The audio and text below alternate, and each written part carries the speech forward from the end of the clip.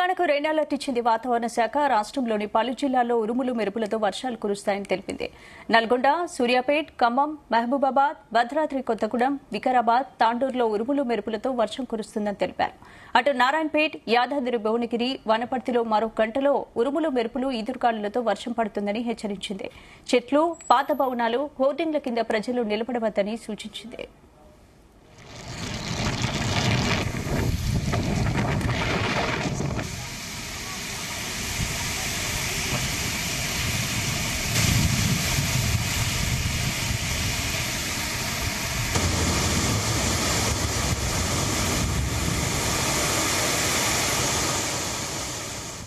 ఇదే అంశానికి సంబంధించి పూర్తి అప్డేట్స్ మా ప్రతినిధి రాజు పటేల్ అందిస్తారు. రాజు పటేల్, తెలంగాణ వ్యాప్తంగా కూడా భారీ వర్ష సూచన ఉన్నట్టు కూడా మరొకసారి హైదరాబాద్ వాతావరణ శాఖ అధికారులు తెలిపారు. ఇప్పటికే రాష్ట్ర వ్యాప్తంగా గత 3 రోజుల నుంచి కూడా తెలంగాణలోని పలు జిల్లాలతో పాటు హైదరాబాద్ సిటీ వ్యాప్తంగా కూడా వర్షం నమోదవుతుంది.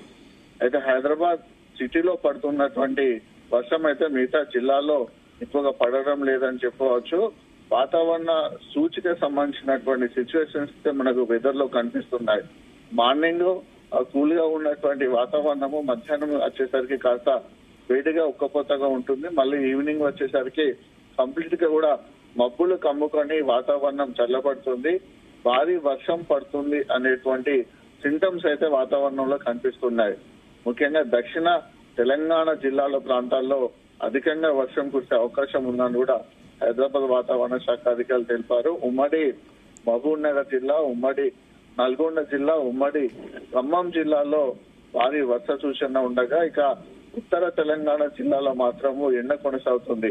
అంటే తెలంగాణలో 2 రకాల విభిన్నమైన వాతావరణ పరిస్థితులతో మనకు గత 3-4 రోజులే కనిపిస్తున్నాయి. దక్షిణ తెలంగాణ ప్రాంతంలో వాతావరణం చల్లగా ఉండి వర్షం ఎక్కువగా పడే సూచనలు కనిపిస్తుండగా ఉత్తర తెలంగాణ జిల్లాలో మాత్రము ఇంకా ఎండ తీవ్రత అదే విధంగా కొనసాగుతుంది. ఉత్తర తెలంగాణ జిల్లాలో ముఖ్యంగా ఆదిలాబాద్, మంచిర్యాల, నిర్మల్, కొమరభీం, ఆసిఫాబాద్ జిల్లా, నిజామాబాద్, కామారెడ్డి, కరీంనగర్, పెద్దపల్లి, జగిత్యాల, సిరిసిల్ల జిల్లాతో పాటు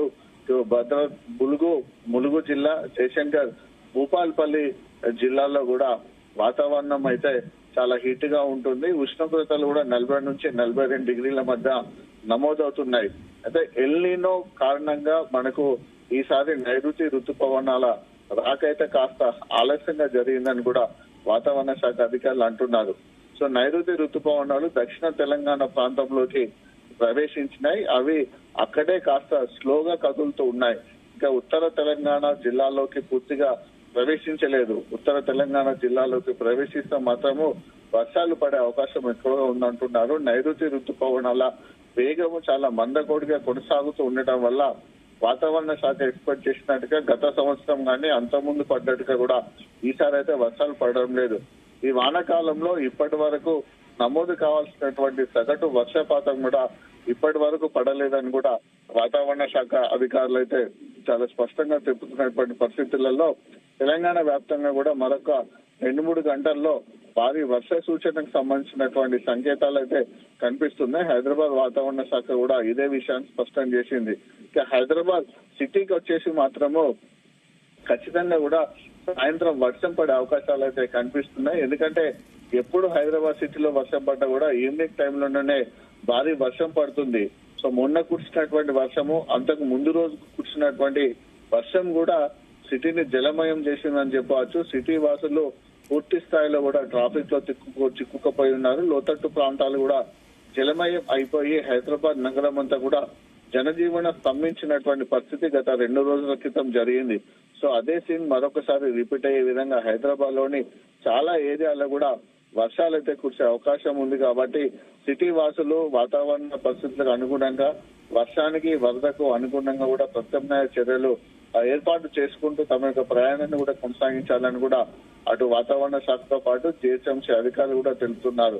సో ఓవరాల్ గా చూసుకుంటే మొత్తానికైతే తెలంగాణలో భారీ వర్ష సూచన నమోదయ్యే అవకాశం ఉన్నట్టుగా వాతావరణ శాఖ అధికారులు చెబుతున్నప్పటికీ కూడా పూర్తి స్థాయిలో వర్షం మాత్రం మనకు పడడం లేదు. గరిష్ట స్థాయిలో ఇప్పటి వరకు పడాల్సినటువంటి వర్షపాతం కూడా మనకు నమోదు కాలేదు.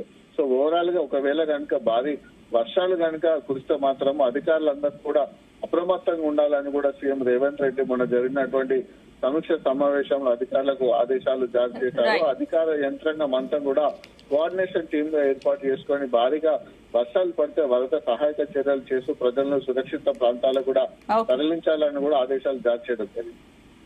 Thank you Raj.